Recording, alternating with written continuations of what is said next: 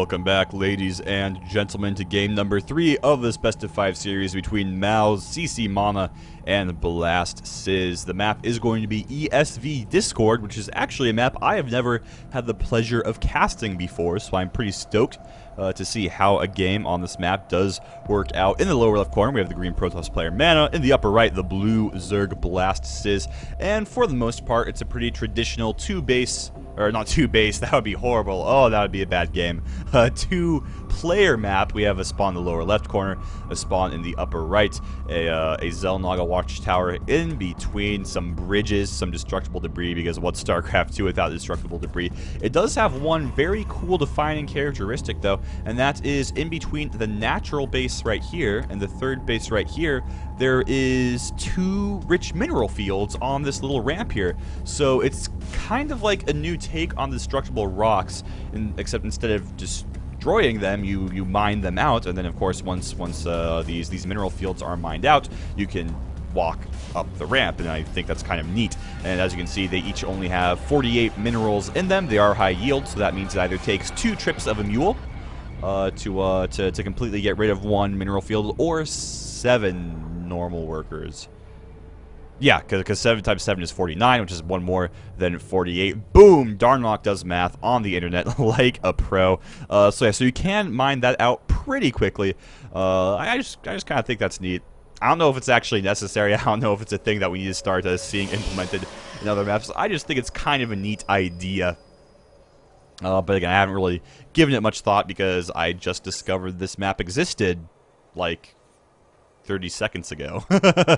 So that's I really don't know very much about this map. It does look like, even though it's a 2-player map, it does look as if it would set up for some longer macro games, just because it's so easy for the bottom player to take these 4 bases right here and the top player to take the 4 bases at the top of the map, because you're not expanding towards the other person at all. You're just sort of expanding parallel to the other person, which I think is kind of interesting. So interesting map for a lot of reasons. Excited to see how this does work out. Looks as if we do have another Nexus First coming out here for Mana. He is all about the Nexus First today.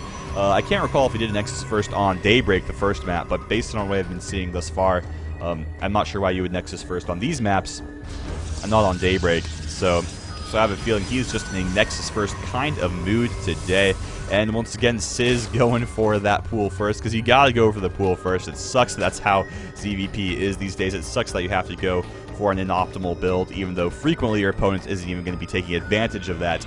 But you just can't be sure. You don't know that Mana hasn't gone for a quick forge, and if you go for a hatch first, he's just going to cannon all around it and ruin your entire day. There's no way to know that. So you gotta go for that pool first, even if it does put you considerably behind in the ultra early game economy. And there are signs up here. We have Rob's Guns, we have Adam's Place Cafe, and we have BJ's Clam Shack. Oh yeah. This is gonna be bad. I'm gonna spend the entire duration of this map just like looking at all the doodads and stuff that have no bearing on the actual game. Another Rob's Guns. Looks like it is a franchise, apparently. Are there franchise gun shops? If there are, I've never seen them. Like in real life, I don't know.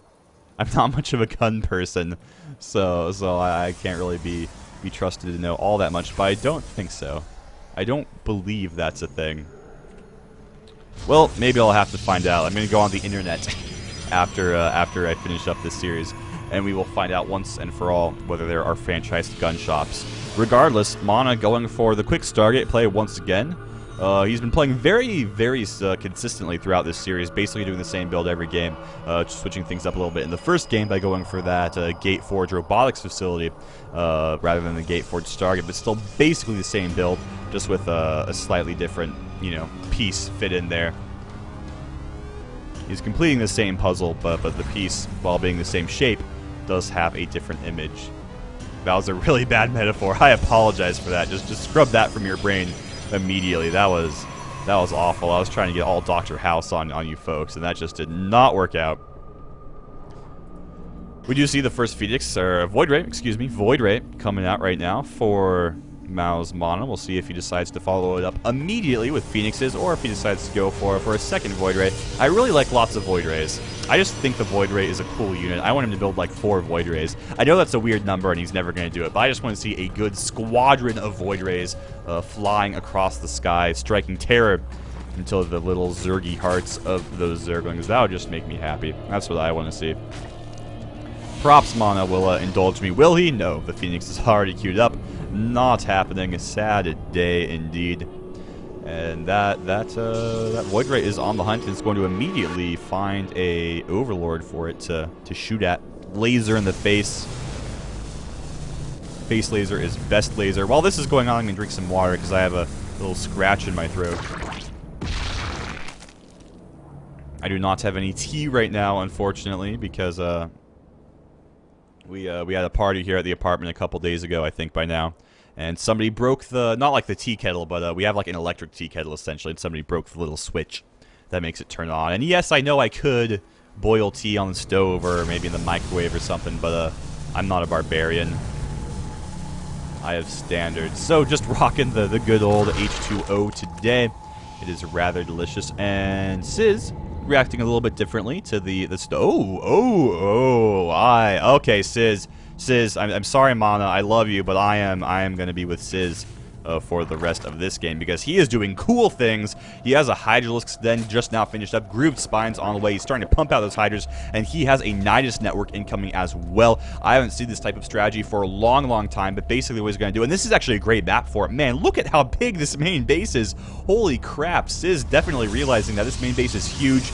Mana's not going to have sight in all of it, and that's what this Overlord was doing, actually. It was getting ready to provide sight for the Nidus Worm to come down over here. Now, Mana, he is poking forward with his Void Ray. He hasn't seen the Nidus network, though. In fact, Sizz has formed a protective ring, more of a protective line of Hydras around this Nidus network, and where is that Nidus Worm coming down? Right in front of the main base of Mana. Mana, he doesn't have very many units as all. He delayed a long time getting his additional gateways. They are only just now popping up. They aren't even warp gates quite yet, and all he has on the field are a Zealot, 4 Phoenixes, and a Void Ray, and now we do see that the Hydralisks are here in force. Some cannons start warping in. One gets canceled immediately, another one going to go down soon as well. Oh, no, never mind. Sizz is just going to kill a bunch of probes. That's fine.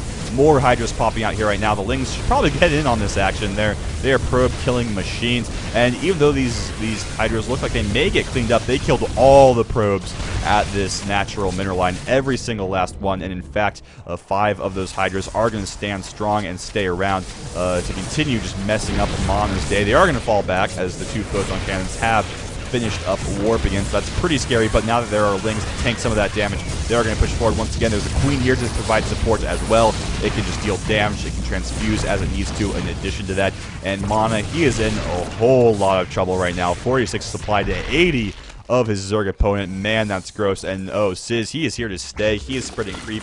There is literally nothing Mana can do about this because he doesn't have a robot. Oh. Okay, I'm dumb. He does have a robotics facility on the map, but he doesn't have an observer, so there's nothing he can do about it yet. And trust me, this is not a type of situation where you think to yourself, you know what, I'm going to build an observer now. No, right now Mana's like, build stalkers, attack micro, holy crap, I'm dying. And in fact, soon he's just going to be dead, I think. All of his stationary defenses have been taken out. A nice transfuse goes down on the Hydralisk, extending its life just by a little bit. And it looks as if Sizz may not go for the killing blow quite yet, though he does have a large amount of units popping out of that Nidus network. He still is playing for the long game, should that be necessary. He has a 3rd hatchery about 30% of the way done. I'm not sure he'll need it, though, as this is scary. I do like the Zealot Warpins. They're going to be very good against the Lings. They can catch up to the Hydras. They're going to be good against that as well. But the problem is Sizz, he is continuing to spread his creep all the way over here. Soon it's going to be touching the Protoss Natural. And you know when you have creep touching your Natural, you are in a lot of trouble. And, I mean, not only just because he is killing you, but because that's going to allow him to micro his Hydralisks very easily back and forth across that creep. Hydras, they are slow as hell off of creep, but if they're on that purple goop, they are speed demons. And Mana, he's holding on. He's doing the best he can. He's pulling another round of probes over here. But more Hydras are arriving. These guys are so scary. They don't even have any upgrades, but they are doing work on the Protoss army right here. And look how fast those guys are. They were just sprinting away from those Zealots. It's insane. And Mana, he is holding on for dear life, but honestly, I do feel like this was GG a while ago.